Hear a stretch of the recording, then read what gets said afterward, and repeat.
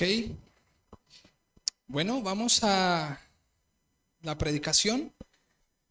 Les animo a considerar el título, ¿cómo respondemos? Conociendo que la tumba está vacía. ¿Cómo respondemos conociendo que la tumba está vacía? Antes de desarrollar nuestra predicación, les invito a que oremos. Amén. Que oremos al Señor.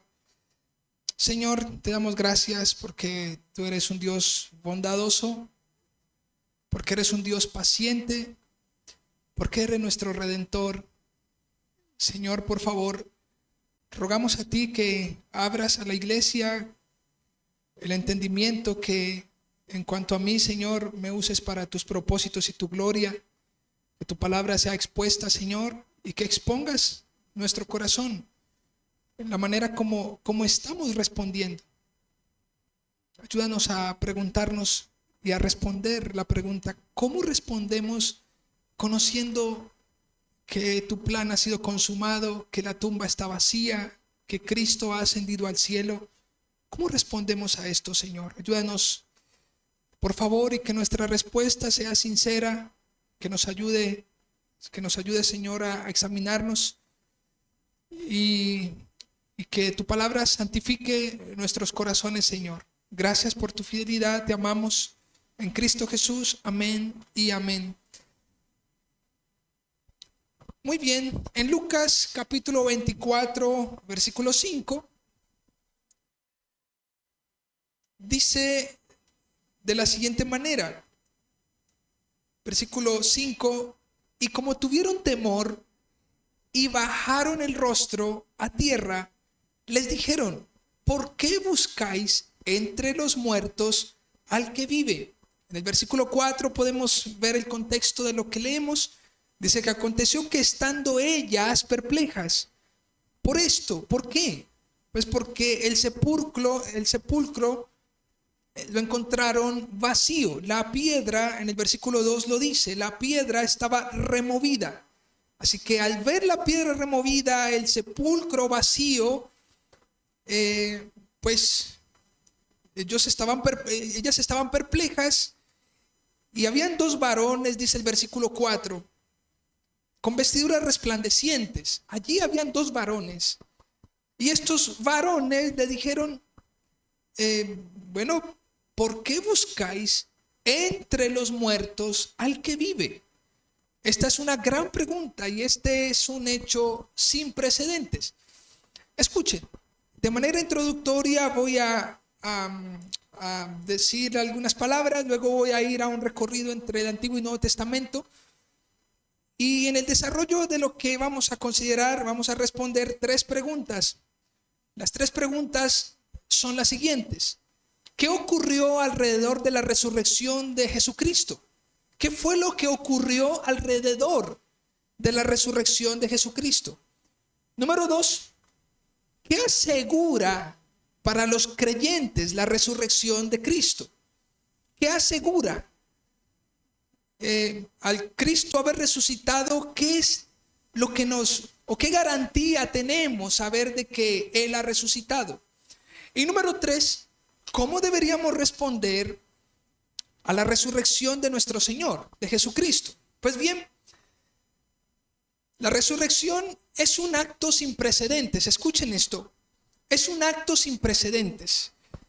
Fue la honra al Hijo como soldado victorioso. Esto lo vimos hace 8 días cuando leíamos Isaías 53, versículo 10. En la Nueva Traducción Viviente dice que Él le dará honores como un soldado victorioso. ¿Quién es Él? Pues el Padre. Es interesante, escuchen esto, el cuidado del Padre por su Hijo y por su propia demanda por un cordero sin defecto.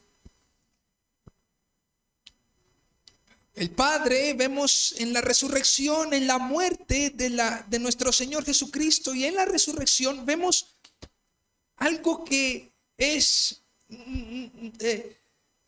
interesante, que es que nos expone el amor del Padre por su Hijo. Cuando la Biblia se refiere a que la Escritura dice que a Cristo no le quebraron ningún hueso. era Dios justamente cuidando su cordero pascual para que fuera sin defecto, pero también para desde ese momento cuidar y darle honores a su soldado. En el momento de su sepultura, y vemos en todo momento cómo, aunque fue puesta la ira de Dios en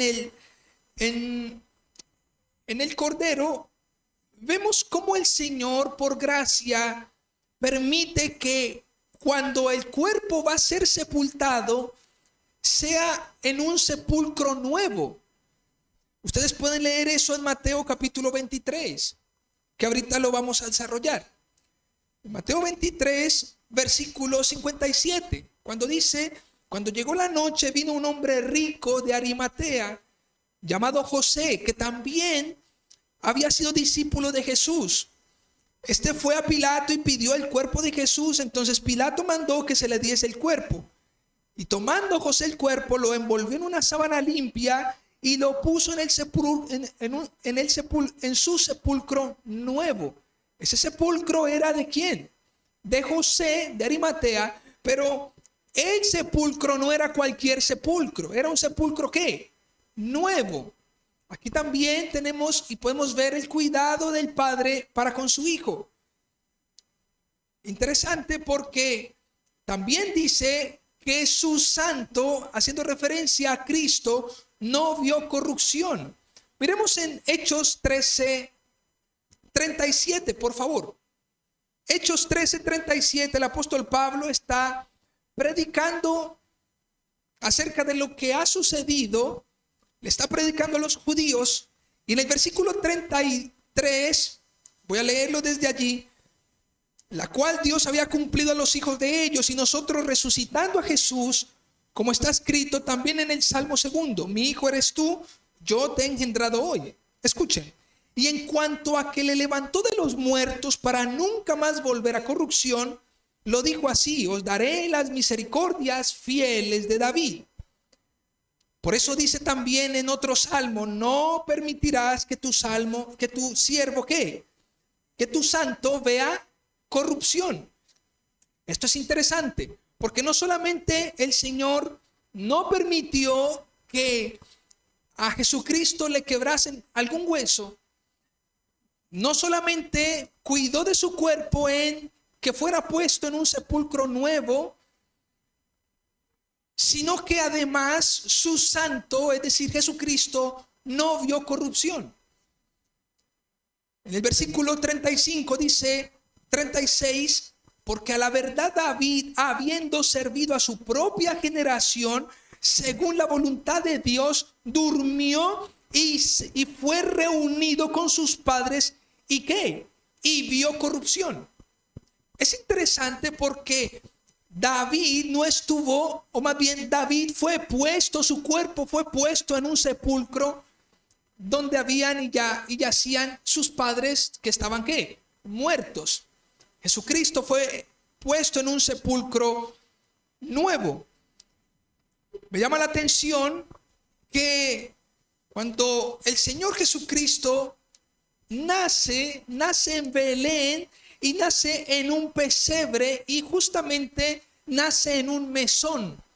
José y María no encontraban un lugar donde Jesús naciera, y nació justamente en un lugar muy humilde. Pero su cuerpo, luego de que se diera la crucifixión, fue puesto en un lugar de honor, en un lugar donde un rico donde un lugar de prestigio, donde un rico tenía pues su propiedad. Y esto también llama la atención, como el Señor empieza a honrar a su hijo. Y vemos entonces, y podríamos concluir, que la resurrección es la muestra que el Padre cumple sus promesas, pues Jesús estuvo esperanzado durante su humanidad a su socorro, aún en el momento que estuvo al morir. Estudiando un poco acerca de la resurrección, veo que por supuesto tiene mucha relación con la crucifixión. La crucifixión expuso la vergüenza y la humillación de Cristo como sustituto. Pero la resurrección expuso la gloria y exaltación del Padre sobre su Hijo. ¿Cuántos me siguen? La crucifixión expuso ¿qué? La vergüenza. Estaba el Cordero Pascual, el Hijo de Dios, estaba puesto en la cruz, y esto pues lo expuso. Este Cordero estuvo expuesto a burlas, a vejámenes, a escupitazos, estuvo expuesto a latigazos, pero y esto pues por supuesto que lleva la vergüenza a ese Cordero Pascual como sustituto. Así que la crucifixión expuso la vergüenza y la humillación de Cristo, pero si Cristo fue humillado y se expuso su vergüenza, ahora dígame cuánto más la vergüenza y la humillación de la humanidad. La resurrección, por el contrario, expuso la gloria y exaltación del Padre sobre su Hijo. Y de la misma manera la resurrección se aplicará a todo creyente, exponiéndolo a la gloria y a la exaltación en una vida eterna. Y esto para la iglesia. Permítame por favor mencionar acerca de algunos elementos o cómo el Antiguo Testamento y el Nuevo Testamento nos direccionan a la resurrección. Quiero simplemente ponerles este marco bíblico, y luego voy a la aplicación para que podamos entender un poco y despejar las preguntas que tenemos. Escuchen, en el Antiguo Testamento es cierto que no encontramos una afirmación clara, es decir, no encontramos la resurrección de una manera clara en el Antiguo Testamento. Sin embargo, cuando leemos Mateo 22, del 29 al 32, podemos notar de que implícitamente el Señor está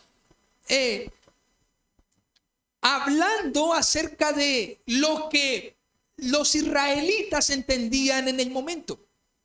Es decir, para los israelitas era implícito el tema de la resurrección. Ellos lo entendían. Algunos estudios o algunas personas hablan de que era necesario que el pueblo fuera al exilio para que pudiera entender el concepto de resurrección. Pero estaríamos hablando como si la Biblia dependiera de conceptos o el entendimiento del pueblo de Dios dependiera de conceptos humanos para poder entender lo que sobrenaturalmente viene de Dios. Así que no hay mucha evidencia, no hay una sólida evidencia de la resurrección en el Antiguo Testamento. Sin embargo, cuando leemos Hebreos 11, versículo 10, Hebreos 11, versículo 13 al 19, cuando aquellos hombres que vivieron caminaban viendo una patria que no era la que ellos tenían. Eso daba a entender como si ellos conocieran una vida después de la muerte. Es interesante porque aún en la Biblia, en el Salmo 49:15, se habla acerca de el Seol o el lugar de los muertos, entendiendo de que el salmista decía: no me vas a dejar, una paráfrasis como no me entregues, no me dejes en el Seol, líbrame del Seol, del lugar de los muertos. Así que en el Antiguo Testamento podemos decir de que aunque no haya solidez en cuanto a la resurrección, pues hay otros textos, Salmo 73, 24 y 25.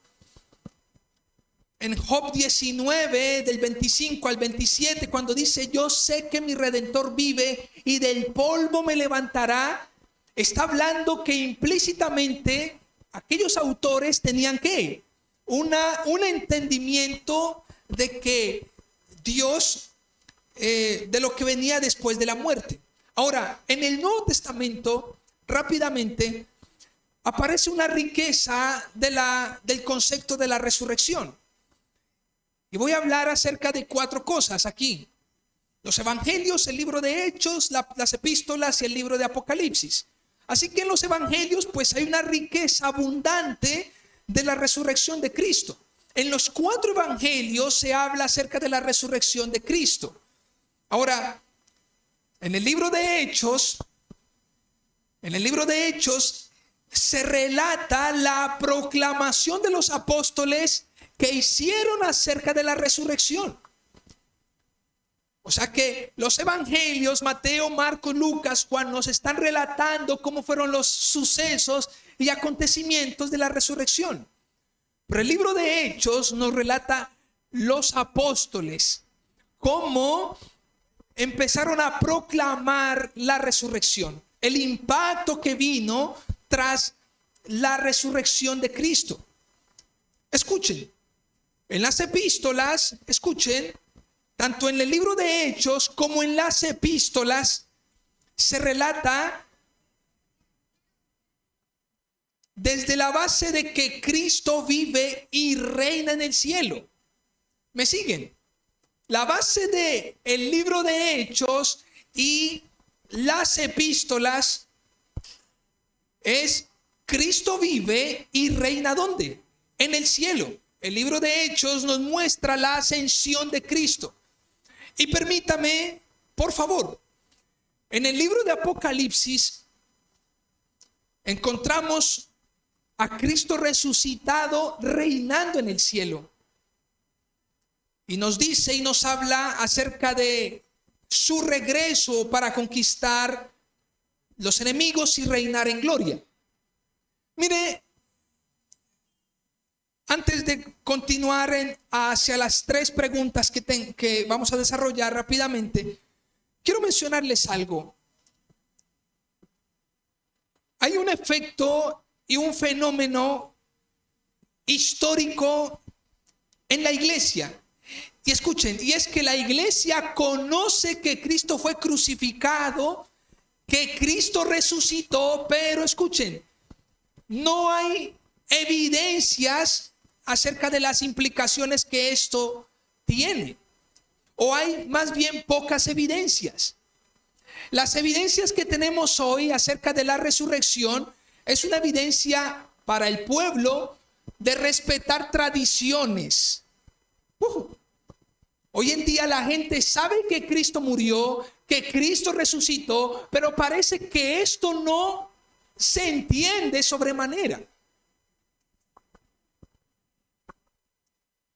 Con esta predicación trato de poner unas bases acerca de la resurrección de Cristo, acerca de aspectos teológicos. La resurrección de Cristo habla acerca de, y es una doctrina muy grande, sus implicaciones, que trataré de ser breve en lo que hable. Siempre pensando en que al final vamos a tener una aplicación. Algunas personas, y creo que me sumo a otros autores que han dicho algo similar a esto: las personas no saben cómo vivir el cristianismo porque ignoran muchas de las doctrinas fundamentales de la fe cristiana. Así que esto, querido amigo y querido cristiano y querida persona que vino hoy a congregarse, esto es sumamente importante entenderlo. La resurrección de Cristo hace parte de las doctrinas fundamentales de la fe cristiana. De hecho, el apóstol Pablo lo dice de una manera, y es que si la resurrección no se hubiese efectuado, vana sería nuestra predicación. Así que usted estaría perdiendo el tiempo aquí, yo estaría perdiendo el tiempo enseñando algo que simplemente no es cierto. Pero la resurrección de Cristo es un acontecimiento histórico que no debemos pasar por alto rápidamente. Así que Berkov dice que en los días de Jesús Había diferencia de opinión, escuchen esto, entre judíos respecto a la resurrección. En los días de Jesús habían unos que se llamaban los saduceos, que ellos eran los que no creían en la resurrección de Cristo. Y es interesante porque los mismos eran judíos. Habían un grupo que no creían en la resurrección y otro grupo que sí. En tanto, los fariseos creían en ella. Eran otro grupo de los judíos. Cuando Pablo habló de ella en Atenas, se encontró con una burla. Recuerden, primero vemos el concepto de resurrección en la Biblia manejado entre los judíos. Un grupo de ellos burlaba de este concepto, de este acontecimiento. Pero los gentiles, cuando Pablo fue a Atenas, a Grecia, también se burlaron de la resurrección. Y esto no parece haber cambiado. Esto aparece en Hechos 17:32. Se burlaron de la resurrección. Algunos de los corintios la negaban. Primera de Corintios 15. Por eso Pablo tiene que escribir aquel capítulo entero hablando de la resurrección, porque habían unos que la negaban. Reitero, estoy tratando de poner un entendimiento acerca de lo que es la resurrección. Unos hombres llamados Himeneo y Fileto, que encontramos en segunda carta de Timoteo, la consideraban como algo meramente espiritual y afirmaban que ya era un asunto de la historia. Como que ya pasó esto, ya esto debemos como olvidarlo. En el libro de Hechos vemos cómo los judíos pretendían silenciar a los apóstoles cuando predicaban acerca de la resurrección. La pregunta es, ¿por qué pretendían silenciar a estos hombres acerca de la resurrección? La pregunta está respondida en Romanos 4:25. Vayan conmigo a ese texto.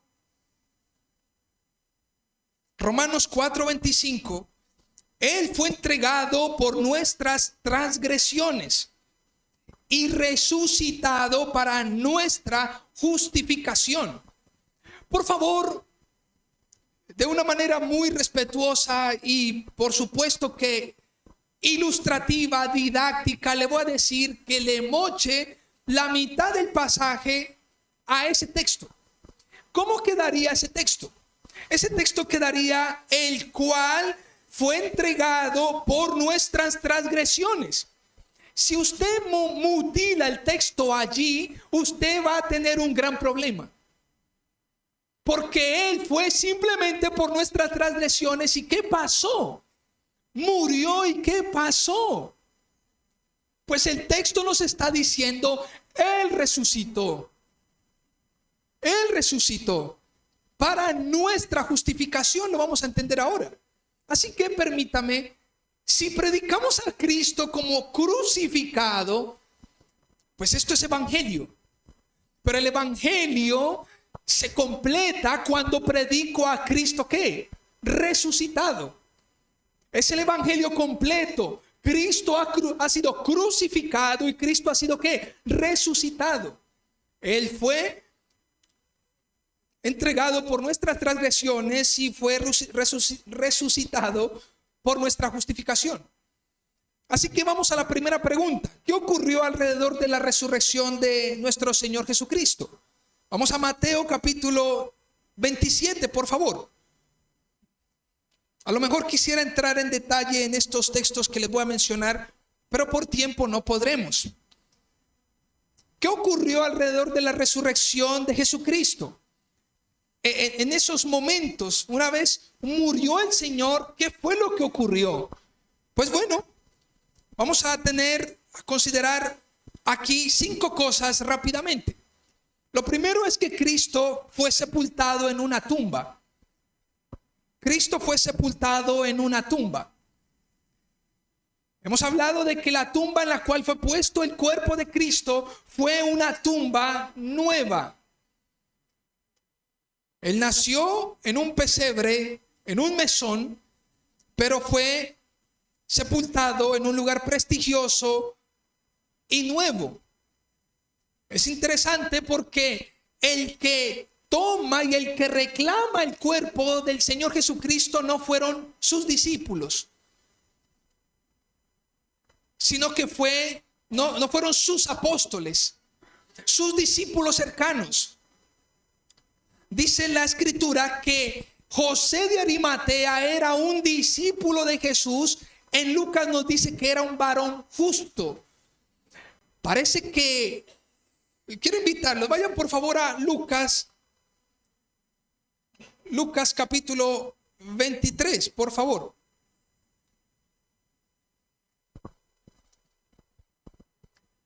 Lucas 23 en el versículo 50. Había un varón llamado José de Arimatea, ciudad de Judea, el cual era miembro del concilio. Y escuchen la descripción que Lucas le da a este hombre. Dice que este hombre era un varón bueno y justo, que también esperaba el reino de Dios y no había consentido en el acuerdo ni en hechos de ellos.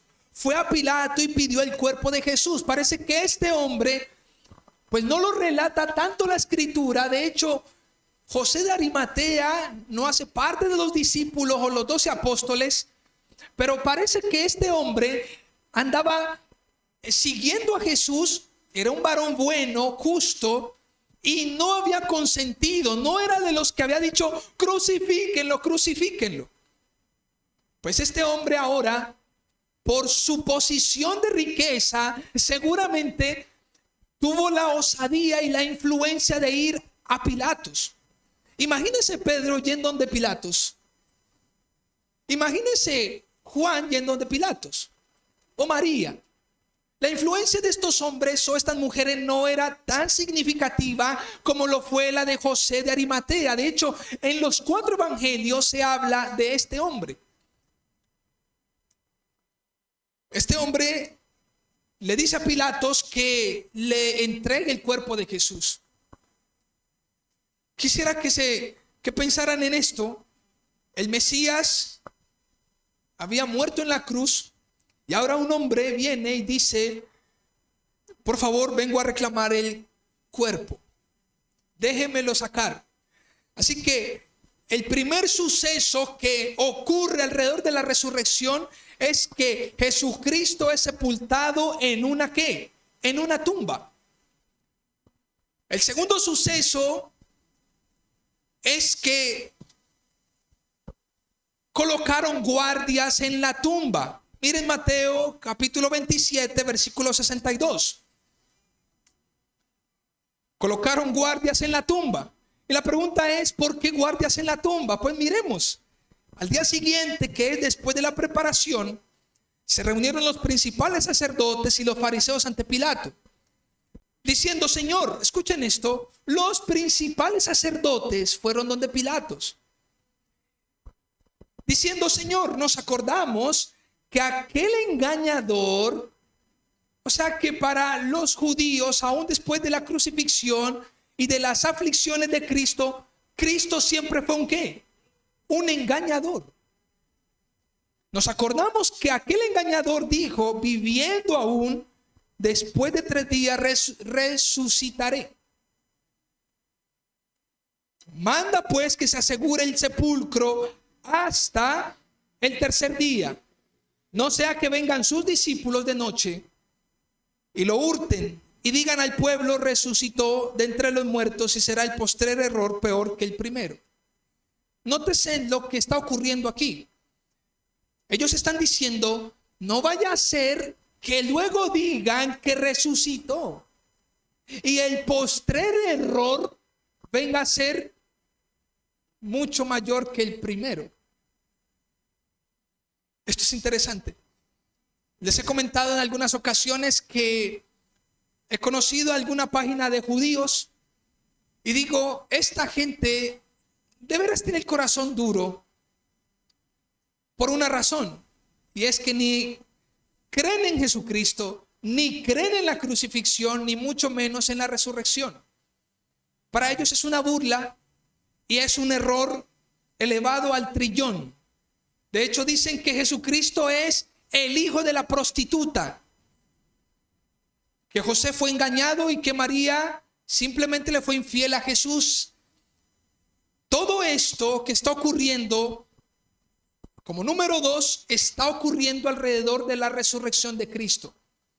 Y esto tiene un nombre y es incredulidad. Incredulidad. Los sacerdotes, los principales sacerdotes y los fariseos continuaban con su corazón, ¿qué? Incrédulo y duro, diciendo que Jesucristo era un engañador y que colocaran guardias en la tumba. Así que, por supuesto, aseguraron la tumba. Dice versículo 65, y Pilato les dijo: ahí tenéis una guardia, y asegurarlo como sabéis. Versículo 66, entonces ellos fueron y aseguraron el sepulcro, sellando la piedra y poniendo la guardia. Pero lo número 3 que sucede es el momento clave de la resurrección. Lo vemos en el versículo 1 del capítulo 28. En esta descripción podemos notar que no voy a entrar mucho en este texto, pero podemos notar que las mujeres vienen y se encuentran con 2 ángeles. Hubo un terremoto, versículo 2, y un gran terremoto, porque un ángel del Señor, descendiendo del cielo y llegando, removió la piedra y se sentó sobre ella. Parece ser que estaba la guardia, el ángel del Señor viene ¿qué? Y remueve la piedra, y dice que ellos, versículo 3, su aspecto era como un relámpago y su vestido blanco como la nieve. Versículo 4, y de miedo de él los guardias temblaron y se quedaron como muertos. Mas el ángel respondiendo dijo a las mujeres: no temáis vosotras, porque yo sé que buscáis a Jesús, el que fue crucificado. Pues bueno, ocurre la resurrección y estos guardias, escuchen, se van corriendo. Y aquí viene lo tercero. Aquí viene lo cuarto. Y es que alrededor de la resurrección, en medio de la incredulidad, la guardia que estaba custodiando la tumba dio un informe falso. Fueron persuadidos a esto. Miren el versículo 11. Mientras ellas iban, he aquí unos de la guardia fueron a la ciudad y dieron aviso a los principales sacerdotes de todas las cosas que habían acontecido. Y reunidos con los ancianos y habido consejo, dieron mucho dinero a los soldados. O sea que los soldados fueron ¿qué? Fueron transados. A los soldados les dijo: quédense callados, o más bien si van a hablar, hablen otra cosa, dígale que el cuerpo se lo robaron. Sus discípulos vinieron de noche y lo hurtaron, y estando nosotros dormidos. Versículo 14. Y si esto lo oyere el gobernador, nosotros le persuadiremos y os pondremos a salvo. Como quien dice: nos haremos cargo de ustedes, tranquilos, simplemente mientan, invéntense simplemente cualquier cosa, ¿sí? Pues bien, esto fue lo cuarto que sucedió alrededor de la crucifixión, de la resurrección. Pero lo quinto que sucedió fue la gran comisión. Jesús empezó luego de resucitar, Jesús empezó a ¿qué? A aparecer a diferentes discípulos. Lucas nos relata que habían unos discípulos que iban camino de Emaús y que a ellos se les apareció. Sus ojos estaban cegados. Luego llegaron a casa y se dieron cuenta que el que había caminado con ellos era ¿quién? Jesucristo. Pues bien, la gran comisión hace parte, escuche, querida iglesia, la gran comisión hace parte de aquellos sucesos que ocurren luego de la resurrección. La gran comisión nos invita o invita a la iglesia a obedecer, invita a los discípulos, a los apóstoles a obedecer, a ir y hacer ¿qué? Discípulos. Así que hemos visto 5 cosas rápidamente en esta primera pregunta. ¿Qué ocurrió alrededor de la resurrección de Jesucristo? Número 1, el cuerpo fue puesto ¿a dónde? En una tumba. Número 2, los guardias custodiaron allí la tumba. Esto fruto de la incredulidad. Vino la resurrección de nuestro Señor Jesucristo. Lo cuarto es que se inventaron un informe, es decir, dieron un informe falso, fueron persuadidos los soldados para mentir. Y lo quinto fue la gran comisión. Pero vamos a la pregunta número 2. Hasta aquí, a lo mejor, historia. Y usted dirá, pero ¿y qué conmigo? Pues ya le voy a decir que con usted. Así que, la segunda pregunta, ¿qué asegura la resurrección de Jesucristo? ¿Qué asegura? ¿Qué nos brinda? ¿Qué nos beneficia la resurrección de Jesucristo? Hay algunos que se apresuran a decir que como Cristo resucitó, entonces sus sueños muertos también fueron resucitados. Y esto no está bien. Porque Cristo no vino a resucitar ni planes. Cristo no vino a resucitar ni sueños truncados. Cristo vino a resucitar creyentes, almas. Vino a redimir y a salvar. Así que ocurren 3 cosas que nos habla acerca de nuestros beneficios. Lo primero, la resurrección de Cristo asegura nuestra regeneración. Asegura nuestra regeneración. Lo número 2 es que la resurrección de Cristo asegura nuestra justificación. Y lo número 3, la resurrección de Cristo asegura que nosotros también recibiremos cuerpos perfectos al resucitar. Asegura que nosotros también recibiremos cuerpos perfectos al resucitar. Seguramente cuando usted escucha esto, usted puede tener la opción de pararse de la banca e irse. Porque hay cosas que a lo mejor uno dice como que no, pues, qué regeneración, qué justificación, ¿esto qué es? Yo creo que la iglesia debería familiarizarse en la lectura de las Escrituras y con estos conceptos. Trataré de ser breve en la manera como explico cada uno de ellos. Así que, número 1, la resurrección de Cristo asegura nuestra regeneración.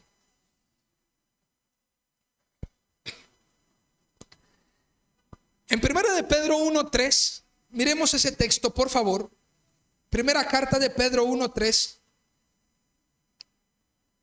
El texto dice: bendito el Dios y Padre de nuestro Señor Jesucristo, que según su grande misericordia nos hizo renacer para una esperanza viva por la resurrección de Jesucristo de los muertos. ¿Por qué el Señor nos hizo renacer? Por la resurrección de Jesucristo. Así que la resurrección de Jesucristo está estrechamente relacionada con el nuevo nacimiento, la hechura suya, el volver a ser generados. ¿Están conmigo? Entre otras cosas, todo el que resucite juntamente con Cristo es porque ha vuelto ¿a qué? A nacer. Aparece en Colosenses capítulo 3, versículo del 1 al 4. En la resurrección Jesús obtuvo para nosotros una nueva vida como la suya. Esto es interesante. Cuando Cristo resucitó, es un mensaje para todo creyente de que la vida que hoy goza Cristo la gozará todo creyente. ¿Me hago entender? Todo creyente en Jesucristo goza ¿de qué? De una vida nueva. El texto dice, nos hizo renacer para una esperanza viva. Cuando nosotros somos cristianos, escuchen esto, nosotros no recibimos esa nueva vida de resurrección por completo. Cuando nos convertimos en creyentes, porque nuestros cuerpos siguen siendo como son, todavía sujetos a debilidad, envejecimiento y muerte. Entre otras cosas, querido amigo, usted puede entender, usted puede creer en el Evangelio, puede creer en Jesucristo, pero su cuerpo aquí en la tierra seguirá ¿qué? Envejeciéndose. Usted estará en debilidad y estará expuesto a la muerte. Y hablo a la muerte física. El apóstol Pablo estaba seguro de que luego de su muerte, esto lo dice en Filipenses capítulo 1, luego de su muerte, él iría a encontrarse con Cristo. Así que nosotros en estos cuerpos en los que estamos, nos cansamos, nos debilitamos, nos envejecemos, subimos de peso, nos enfermamos, nos entristecemos. Llevamos las cargas, lloramos, gemimos. Estamos sujetos a aflicciones, a debilidad. Pero nuestro espíritu nos experimenta el nuevo poder de la resurrección. Mire por favor en 2 de Corintios capítulo 4, versículo 16. Por tanto, no desmayamos. Antes, aunque este hombre exterior se va desgastando, el interior, no obstante, se renueva ¿qué? De día en día. Porque esta leve tribulación momentánea produce en nosotros un cada vez más excelente y eterno peso de gloria. Lo que está diciendo el apóstol Pablo es, mientras el hombre exterior se va ¿qué? Desgastando, el hombre interior se va ¿qué? Renovando día tras día. Mire familia, ¿usted para qué viene a la iglesia? ¿Para qué usted viene a un estudio bíblico? ¿Para qué usted estudia las escrituras, hace devocionales? ¿Para qué? Si no es justamente para caminar en el poder de la resurrección. Es mediante su resurrección que Cristo obtuvo para nosotros la nueva clase de vida que recibimos cuando nacemos de nuevo. Por eso Pablo puede decir que Dios nos dio vida con Cristo, aun cuando estábamos muertos en pecados. Cuando Dios nos resucitó, cuando Dios resucitó a Cristo, escuchen, empezó a vernos en cierto sentido como resucitados con Cristo. Y esto es interesante. ¿Cómo Dios a usted y a mí nos ve siendo cristianos? Esa es una buena pregunta. Porque a veces nos entristecemos, pues claro, nos entristecemos cuando pecamos. Porque pues el Espíritu Santo nos redarguye. Y sabemos que estamos haciendo mal las cosas, así que nos ponemos ¿qué? Tristes. Y el corazón se compunge y nos sentimos culpables. Pero a un creyente verdadero y genuino, ¿cómo lo ve el Señor? Resucitado con Cristo. Porque la regeneración no ocurre ni 5 veces en la vida cristiana. El volver a nacer no ocurre 10 veces en la vida cristiana. ¿Cuántos me siguen? Es como que yo nazco hoy y mañana vuelvo y nazco y en 10 años vuelvo otra vez y experimento el nuevo nacimiento. El nuevo nacimiento, según la escritura, la regeneración ocurre una vez en el momento en que el cristiano ¿qué? Cree en Jesucristo y se arrepiente de sus pecados. Ahora, luego de la regeneración empieza el creyente ¿a qué? A crecer en santidad, a vivir una vida piadosa. Es interesante entender, como dice nuevamente en Colosenses capítulo 3, vayan a ese texto, versículo 1. Si pues habéis resucitado con Cristo. El apóstol Pablo está diciendo, si ustedes, no como que si ustedes mantienen resucitando con Cristo, sino como un evento que se da una vez. Si ustedes han resucitado ¿qué? Con Cristo, buscad las cosas de arriba, donde está Cristo sentado a la diestra de Dios. Mire, familia, una de las cosas, escuchen esto, las cuales podemos notar de si alguien ha nacido de nuevo o si hemos nacido de nuevo es cuando la persona busca las cosas de ¿qué? De arriba, no en las de la tierra. Pablo está diciendo, si pues habéis resucitado, dando por sentado de que todo el que busque las cosas de arriba es porque ha resucitado con Cristo. Pablo conecta la resurrección de Cristo con el poder espiritual que obra en nosotros. Así que, ¿por qué nosotros vencemos el pecado? ¿Por qué cuando somos tentados a responder con una mala palabra, por qué usted refrena la lengua? ¿Por qué? Por el poder del Espíritu Santo en medio de nosotros. Aquel poder que estuvo en medio de Jesucristo y le resucitó a Jesucristo.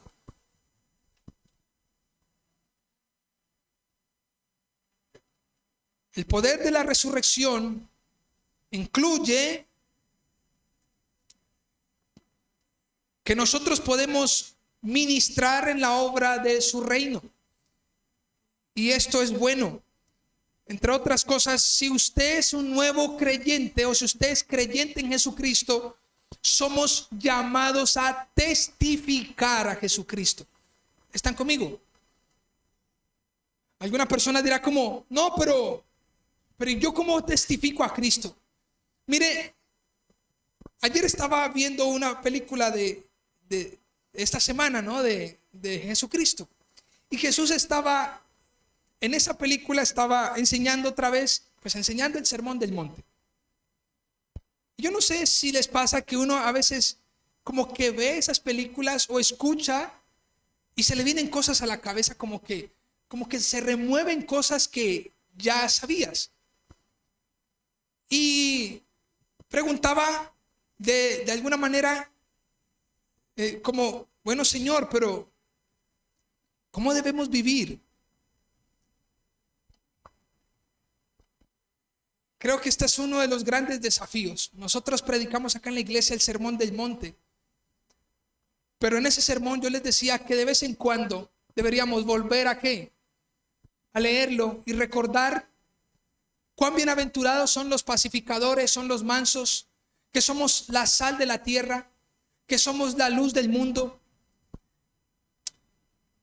Cuán bueno es recordar que no es pecador solamente el que hace un homicidio, sino todo el que se enoja contra su hermano ya ha sido transgresor de la ley. Cuán bueno es recordar eso, ¿no les parece? Así que a Dios gracias porque Cristo resucitó, y si resucitamos con Él, con Cristo, somos ¿qué? Regenerados. Volvemos a nacer. Pero lo otro, y es que la resurrección de Cristo asegura nuestra justificación. Y esto me pareció tan interesante. Esto lo dijo Wayne Grudem en su teología sistemática diciendo, al resucitar a Cristo de entre los muertos, escuchen esto, Dios el Padre estaba en efecto diciendo que aprobaba la obra de Cristo al sufrir y morir por nuestros pecados. ¿Entendemos esto? Cuando Cristo resucita, el Padre está dando el visto bueno del sacrificio de la obra de Cristo al sufrir y morir por nuestros pecados. No quedaba pena que pagar por el pecado, ni tampoco más ira de Dios para llevar, ni más culpa o culpabilidad para castigar. Todo ha quedado completamente pagado y no queda ninguna culpa pendiente. Esto es interesante. Recuerdo Tim Chester en ese libro que dice Disfruta Cristo, acerca de la culpa. Y él decía, si bien el Señor Jesucristo ha ascendido a los cielos, su corazón sigue estando ¿qué? Con nosotros. Así que la culpa de nuestro pecado, cuando nosotros pecamos y nos sentimos ¿qué? Culpable, Él la está llevando ¿a dónde? Él mismo la está sufriendo.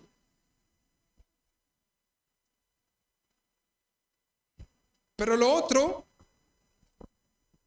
si Dios nos resucitó con Él, entonces en virtud de nuestra unión con Cristo, la declaración de Dios de aprobación de Cristo es también la declaración de aprobación para nosotros. Y esto es importante. Como quien dice, ¿cuán pecador eres? Pero ¿cuánto pecado llevó Cristo en la cruz? Si el Señor, escuche, aceptó la ofrenda por el pecado de Jesucristo, pues Él a nosotros nos declarará ¿qué? Sin culpa. Somos perdonados y esto es maravilloso. Si Él declaró aprobada el sacrificio de Cristo, pues Él también declara aprobada. Si nosotros creemos genuinamente en Cristo, Él nos declara como que Cristo pagó toda la deuda, así que nos declara justos.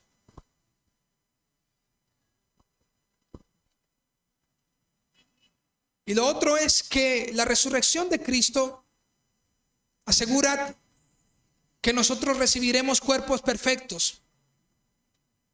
Y si usted recuerda ahora, hablábamos de que aún hemos creído en Jesucristo, pero todavía llevamos debilidades, todavía tenemos el pecado, todavía luchamos con el pecado. Pero en 1 Corintios 15 nos habla de que nosotros recibiremos cuerpos ¿qué? Glorificados. Cuerpos incorruptibles. Nuestros cuerpos están ¿qué?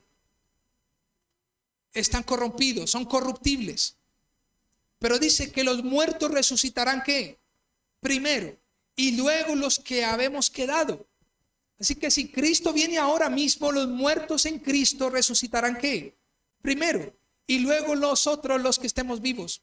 Nuestros cuerpos, Dios nos entregará cuerpos incorruptibles. Y la última pregunta: ¿cómo deberíamos responder a la resurrección de Cristo? ¿Cómo deberíamos responder? Porque hoy en día, en esto de la Semana Mayor, la gente, por supuesto que, de hecho, hay unas ilustraciones, bueno, hay una cantidad de cosas que se hacen en esta semana, pero por el resto de los días, las personas continúan viviendo de cualquier manera. Así que, ¿cómo deberíamos responder a la resurrección de Cristo? Número 1, viviendo en obediencia a Dios en nuestra vida. Mire, familia, ¿qué tan obedientes somos al Señor? Miren por favor 1 Corintios 15, 58.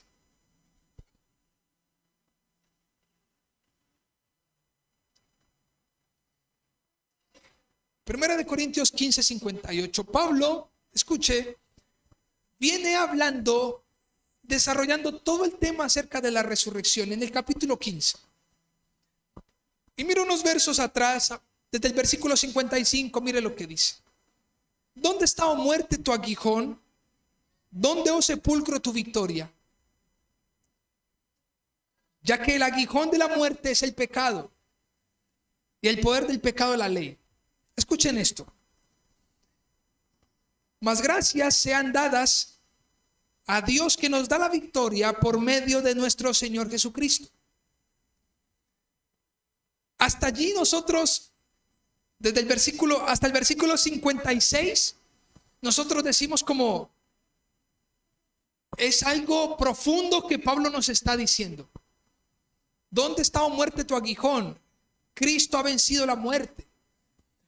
Pero en el versículo 57 y 58 es la aplicación de toda la teoría que Pablo está diciendo, está explicando.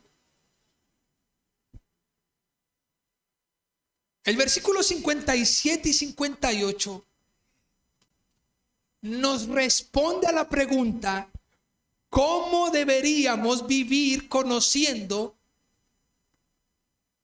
que Cristo ha resucitado? Que la muerte ha vencido. Mas gracias sean dadas ¿qué? A Dios. ¿Cómo deberíamos responder? Con gratitud por una victoria que se nos ha dado. Pero mire lo que dice el versículo 58. Así que, hermanos míos, amados, están firmes y constantes, creciendo en la obra del Señor siempre, sabiendo que vuestro trabajo en el Señor no es en vano. Así que a la pregunta, ¿cómo deberíamos vivir? ¿Cómo deberíamos responder a la resurrección de Cristo? Número 1, viviendo en obediencia a Dios en nuestra vida. ¿Y cómo vivo en obediencia? Queridos hermanos, versículo 57, con gratitud, con conocimiento, porque Él nos da la victoria. ¿Qué es lo que debes conocer? Que Él nos da la victoria. Número 3, que debemos estar firmes. Número 4, que debemos ser constantes. Y número 5, que debemos crecer en la obra del Señor.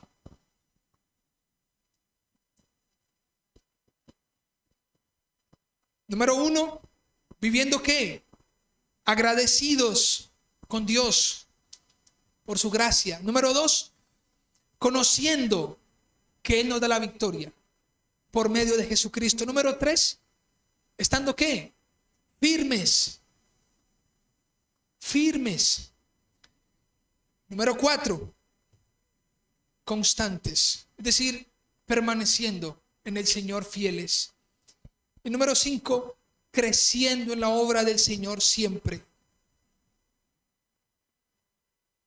Creciendo. Y es interesante porque intrínsecamente todo el que crece, dice, sabiendo que vuestro trabajo en el Señor no es en vano. Así que todo el que crece es porque sirve. Cuando somos firmes, constantes y vamos creciendo es porque nuestra vida pues sirve. Porque nuestra vida está empeñada en el trabajo en el Señor. Pero hay otra cosa que también responde, que también nos muestra cómo deberíamos responder a la resurrección de Cristo. Entonces, lo primero, viviendo en obediencia a Dios en nuestra vida. Y lo segundo, confiados en Dios, conociendo que las luchas de esta vida tendrán su pago. Confiados en Dios, conociendo que las luchas de esta vida tendrán su pago.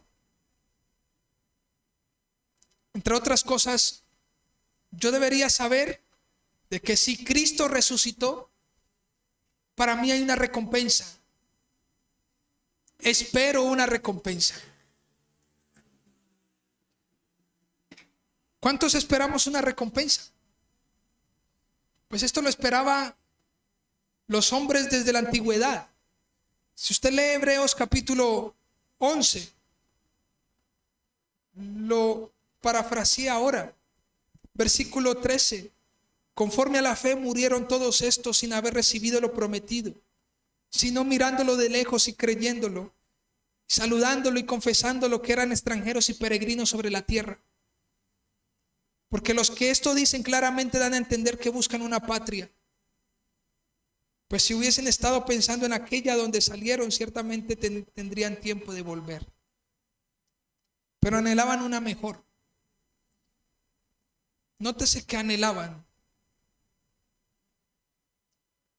Todo el que ha resucitado con Cristo y el que vive luchas y el que se abstiene, como dice en 1 Corintios, se abstiene en esa carrera de cosas en esta vida, todos tendrán su ¿qué? Su recompensa. En algún momento Jesús está diciéndole al rico, lo está convidando. El joven rico viene y le dice: Jesús, yo he dejado muchas cosas. Le dice: bueno, ve y vende todo lo que tienes y dalo a los pobres. Dice: no, pues hasta allá tampoco. Luego Pedro se le acerca y le dice: Jesús, ¿qué hay para nosotros? Y si nosotros ya hemos dejado muchas cosas, ¿qué hay para nosotros? Es como una paráfrasis. Pedro le está diciendo esto porque Jesús le está diciendo al rico, lo está convidando a una recompensa mayor.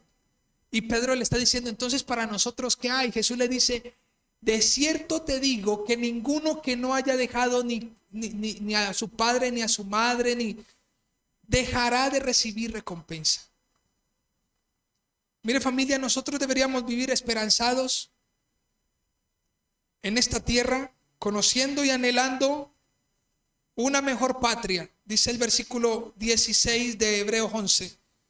Esto es celestial, por lo cual Dios no se avergüenza de llamarlos Dios de ellos, porque les ha preparado una ciudad. Muy bien.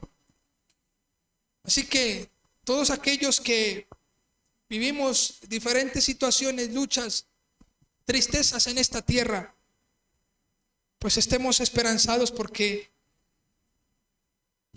Dios nos ha preparado y nos prepara algo mejor, ¿sí?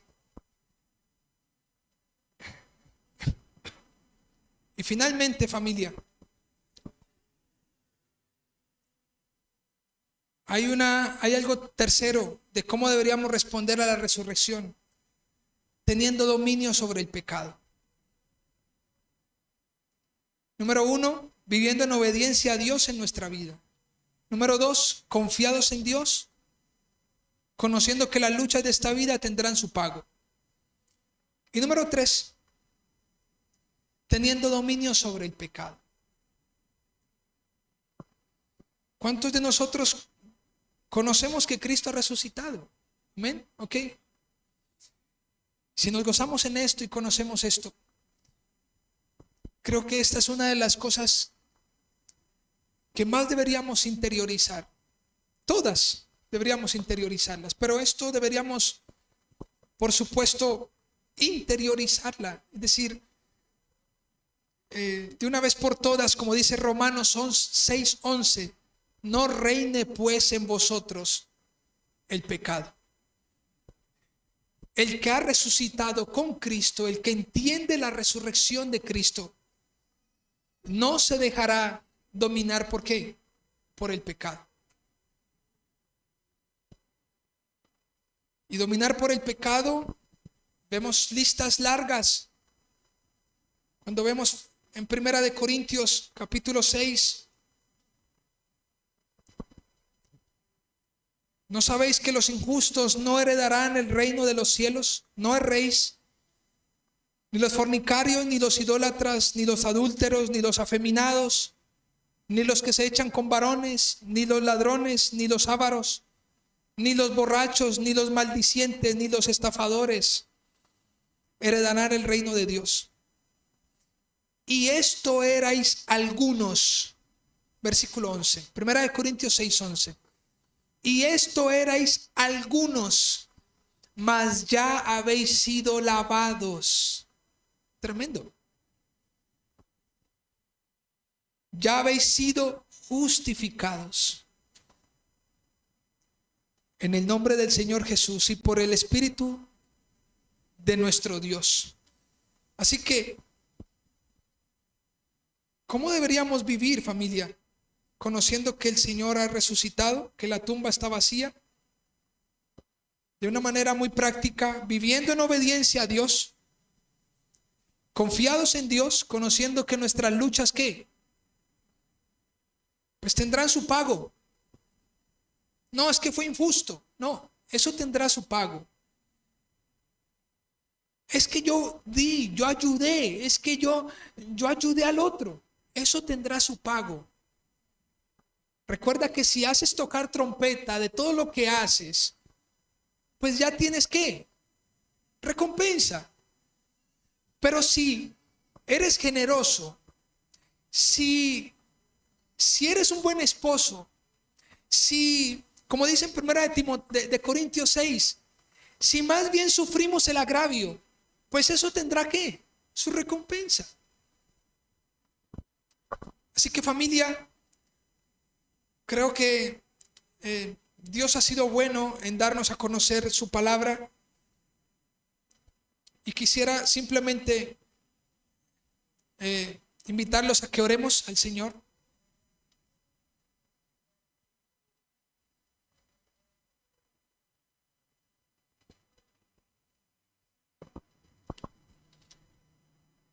Piensen por un momento si en nuestro evangelio no se hablara de la resurrección. Piensen eso. La predicación de Cristo sería absurda. La fe en Cristo sería inútil. Todos los testigos y predicadores de la resurrección serían mentirosos. Nadie sería redimido del pecado. Todos los creyentes del pasado serían aniquilados. Y todos los cristianos serían las personas más dignas de lástima del universo. Y eso lo dice en Primera de Corintios 15. Si en esta vida solamente esperamos en Cristo, somos los más dignos de conmiseración de todos los hombres. Mas Cristo ha resucitado de los muertos. Primicias de los que durmieron es hecho. Versículo 32. Si como hombre, esto me fascina, si como hombre batallé en Éfeso contra fieras, ¿qué me aprovechará? ¿Qué me aprovecha si los muertos no resucitan? Comamos y bebamos porque mañana moriremos. Si los muertos no resucitan, si Cristo no resucitó, como dice el texto, el apóstol Pablo dice, luché contra fieras en Éfeso. Entonces, ¿en vano qué? En vano batallé. Yo sé que todos los que estamos aquí peleamos la buena batalla de la fe. Pablo lo dice, que debemos pelear la buena batalla de la fe. Pero si usted no cree en la resurrección, si no prestamos atención a esta doctrina, pues usted en vano simplemente estaría caminando. El Señor nos ha dado su poder mediante su Espíritu. Y el mismo poder que resucitó a Jesucristo ahora opera ¿qué? En nosotros. ¿Se acuerda cuando Cristo venció la tentación? Ese mismo poder que estuvo en él, su Espíritu, es el mismo poder que opera en los hijos. Así que él mismo nos ayuda a vencer ¿qué? La tentación, el pecado, y nos ayudará en la muerte. Él nos levantará. Así que póngase sobre sus pies.